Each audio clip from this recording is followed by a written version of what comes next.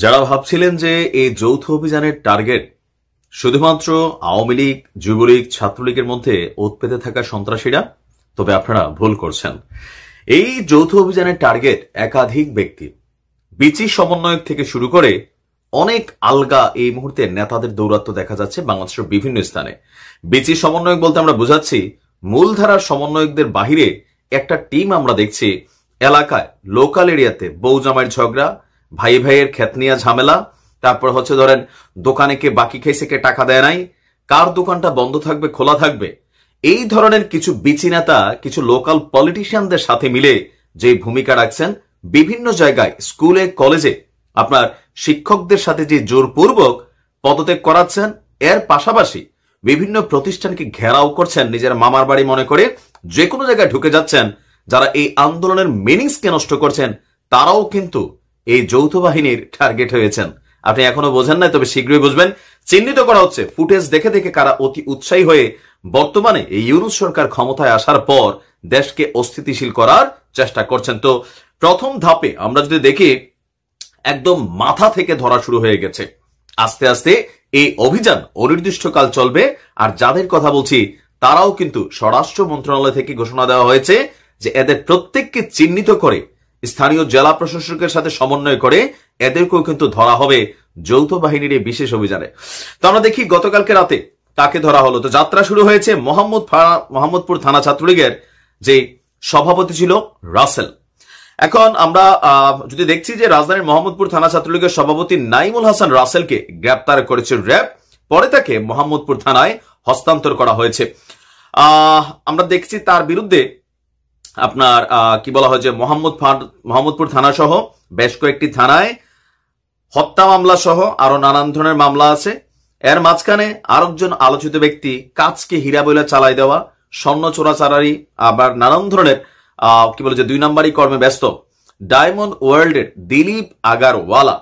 এর পাশাপাশি খুবই আলোচিত দুইজন ক্যারেক্টার সাবেক আইজিপি শহীদুল হক এবং আব্দুল্লাহ আল মামুন, তাদেরকেও গ্রেফতার করা হয়েছে। এর মধ্যে আপনার সাবেক আইজিপি শহীদুল হক, তিনার একটা বক্তব্য কয়েকদিন আগে খুবই ভাইরাল হয়েছিল যে কিভাবে হেফাজত ইসলামের সেই রাতে তিনি নিজে ভূমিকা রেখে সেখানে নানান ধরনের ঘটনা ঘটিয়েছিলেন। তার একটা ভিডিও ফুটেজ ইতিমধ্যে সোশ্যাল মিডিয়াতে ভাইরাল। বেসিক্যালি ওই ইস্যুটাকে কেন্দ্র করে তিনি গ্রেপ্তার হয়েছেন। আর সাবেক আইজিপি বৈষম্য বিরোধী ছাত্র আন্দোলনের নেতৃত্ব যখন পুলিশ দিয়েছিল, মানে এই দমন পীড়নের, সেখানেও সাবেক এই আইজিপির ভূমিকা নিয়ে তো আর নতুন কোনো বক্তব্য দিতে হবে না। দিবাগত রাতে আব্দুল্লাহ মামুনকে এবং শহীদুলকে উত্তরা থেকে গ্রেফতার করেছে আমাদের আইন শৃঙ্খলা বাহিনী, এবং ছাত্র আন্দোলনে তাদের কি ভূমিকা ছিল এই বিষয়ে জানতে চাওয়া হবে। আর এই মুহূর্তে আমরা যদি দেখি ডিবি হেফাজতে আপনার আছেন তারা। এছাড়াও গতকালকে বাংলাদেশের বিভিন্ন জায়গায় বিভিন্ন ধরনের সন্ত্রাসী, চোরাকারবারি, বিশেষ করে যাদের হাতে অস্ত্রগুলো আটক আছে, প্রায় 6000 অস্ত্র এখনো পুলিশের লুট হওয়া, যেগুলো মানুষের কাছে আছে। এখন কেন এই যৌথ অভিযানেরটা প্রয়োজন হলো? যৌথ অভিযান শুধুমাত্র আওয়ামী লীগ সন্ত্রাসী নিধনের জন্য না, আবারও বলি, যৌথ অভিযানটার মূল কারণ হচ্ছে দেশে যে আইন শৃঙ্খলা পরিস্থিতির অবনতি হয়েছে। আর এই অবনতির পিছনে একটা প্রধান অংশ হচ্ছে বাংলাদেশের বিভিন্ন থানাতে যে অভিযান চলেছে, জ্বালাও পোড়াও ঘটেছে, পুলিশের গাড়িতে আগুন দেওয়া হয়েছে, যারা কারাগার ভেঙেছেন, ইভেন থানা থেকে যারা অস্ত্রগুলোকে লুটপাট করেছেন তাদেরকে স্পেসিফিকলি ধরা হচ্ছে গোয়েন্দা তথ্যের সাথে সমন্বয় করে। এর পাশাপাশি যাদের কাছে সরকারি লাইসেন্সকৃত অস্ত্র ছিল, এই অস্ত্রগুলো ছাত্র আন্দোলনের সময় অনেকে প্রকাশ্যে ব্যবহার করেছেন, নিজেদের মধ্যে দলীয় কোন্দলে ব্যবহার করেছেন।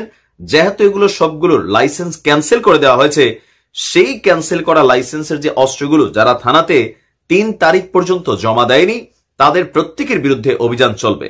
আর এই অভিযানটার পাশাপাশি ভিডিও শুরুতে যেমন আমি বলেছিলাম, এই যৌথ অভিযানের আরেকটা বিশেষ টার্গেট হচ্ছে আইন শৃঙ্খলা বাহিনীকে ব্যালেন্স করা। এখন আইন শৃঙ্খলা বাহিনী ইমব্যালেন্স, কারণ বাংলাদেশের বিভিন্ন জায়গায় মূল সমন্বয়কদের পরিচয় বা নামটাম প্রকাশ করে বা নাম পদবি ব্যবহার করে লোকাল এরিয়াতে যে মিনি বা বিচি সমন্বয়করা নাক টিপলে দুধ বের হবে, এলাকার 5 জন পলিটিশিয়ান এদেরকে তাল দিছে, এরা দৌড়ে একজন শিক্ষকের সাথে বেয়াদবি শুরু করছে, এরা গিয়া দোকানে দোকানে ঝামেলা পাকানো শুরু করছে। অনেক জায়গায় এমন ঘটনা কিন্তু ঘটছে। ছোট সমন্বয়ক, বড় সমন্বয়ক, গ্রুপিং করে মারামারি চলছে ইউনিভার্সিটিগুলোতে। বেশ কিছু জায়গায় গতকালকে আপনারা দেখেছেন বরিশালে বিভিন্ন তাণ্ডব চলেছে। তো এগুলোতে হচ্ছে কি, সাধারণ জনজীবন বিপর্যস্ত হয়েছে, পুলিশ কাজ করতে পারছে না, ভয় পাচ্ছে। স্থানীয়ভাবে জোরপূর্বক বিভিন্ন ধরনের মামলার যে ইস্যুগুলো সেগুলোকে রোজু করা হচ্ছে। স্বরাষ্ট্র মন্ত্রণালয় থেকে স্পষ্ট ঘোষণা দেওয়া হয়েছে, যার তার বিরুদ্ধে যে মামলা দিচ্ছেন, আপনি যদি মনে করেন তাকে মামলা দিয়ে গ্রেপ্তার করা হবে, তাহলে আপনি বোকার স্বর্গে বসবাস করছেন। স্বরাষ্ট্র মন্ত্রণালয় তারা গতকালকে একটা বিশেষ প্রজ্ঞাপন জারি করা হয়েছে। মামলা হলেই গ্রেপ্তার না, আগের দিন শেষ। আমরা যে নতুন বাংলাদেশ দেখছি, আগের যে 53 বছর যমকের নামে মামলা হয়েছে, পুলিশ গিয়ে ঠাস করে তারা গ্রেপ্তার করে ফেলতেছে, এই সিস্টেমটাই বন্ধ হতে যাচ্ছে। কারণ এখন বৈষম্য বিরোধী যে বাংলাদেশ তৈরি করতে যাচ্ছি, সেখানে প্রত্যেকটা নাগরিক সমতা থাকবে। প্রত্যেকটা নাগরিক যে অন্যায় করেনি, তাকে অন্যায়ভাবে একটা মামলা দিয়ে আপনি ফাঁসাই দিবেন, তারে পুলিশ ধরে নিয়ে যাবে। এই বাংলাদেশে কিন্তু আমাদের বর্তমান যে অন্তর্বর্তীকালীন সরকার আছে তারা চাচ্ছে না। মামলার ব্যাপারে সুস্পষ্টভাবে তারা বলেছে, বাংলাদেশের বিভিন্ন জায়গায় লোকাল পলিটিশিয়ানরা, বিশেষ করে এটা বিএনপি নেতাকর্মীরা করছে, জোরপূর্বক অনেক ভালো ভালো আওয়ামী লীগের মানুষকেও এই মামলার মধ্যে ঢুকিয়ে দিচ্ছে। তাদের পছন্দ হয় নাই, ব্যবসা বাণিজ্য বিভিন্ন ইস্যুতে হিংসাত্মক আবেগ আশ্রিত হয়ে অনেককে মামলার আসামি বানিয়ে দেওয়া হচ্ছে। তো এই গণহারে মামলা, এটাও কিন্তু রাষ্ট্রের স্থিতিশীল অবস্থা বিরাজমান, এটাকে প্রমাণ করে না। একদিকে জাতিসংঘ আসছে যে নিরপেক্ষ তদন্ত করতে, আইসা যখন দেখতেছে যারে তারে যেমনে সেমনে মামলা একটা দেওয়া শুরু করছে, সেই মামলাগুলো যারা দিচ্ছেন, দিন শেষে আপনারাই বাড়ে পড়তে যাচ্ছেন। কারণ সুষ্ঠু ইনভেস্টিগেশন ছাড়া মামলা হইলেই যে তাকে গ্রেপ্তার করার যে বিধানটা, সেইখানে কিন্তু স্বরাষ্ট্র মন্ত্রণালয় থেকে প্রজ্ঞাপন জারি করা হয়েছে।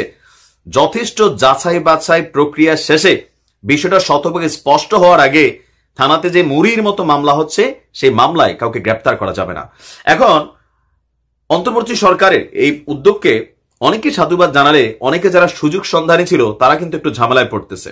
আমি মনে করি এখন মূলধারার যারা সমন্বয়ক তারা তাদের রাজনীতি করবে, কিন্তু এলাকা ভিত্তিক যে নামধারী সমন্বয়ক অনেকে আছে, অনেক পোলাপান ভালো কাজও করতেছে, আবার দুই চারটা যে বললাম না, পলিটিশিয়ানদের সাথে হাত টাত মিলাইয়া বক্কর চক্কর কাহিনী যারা করতেছে, এদেরও তালিকা প্রস্তুত করা হচ্ছে। তোমাদেরকে বাবা ধরা হবে।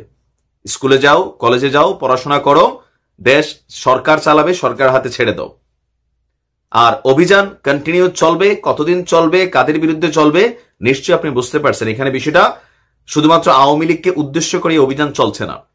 আর যখন এই থানাগুলোতে হামলা হয়েছে, ভাঙচুর হয়েছে, জ্বালাও পোড়া হয়েছে, এর মধ্যে কিন্তু আওয়ামী লীগের তুলনায় অন্য যারা আছে তাদের ইনভলভমেন্টটাই বেশি। কিন্তু তবে এখানে পলিটিশিয়ানদের সংখ্যা যতটা না বেশি, সুযোগ সন্ধানী এলাকার যে সন্ত্রাসী, লুটেরা, চোর, বাটপার সিন্ডিকেট গুলো আছে, টোকাই, শেষরা, এরা কিন্তু এই কাজগুলোতে খুব বেশি নিজেদেরকে ইনভলভ করেছে।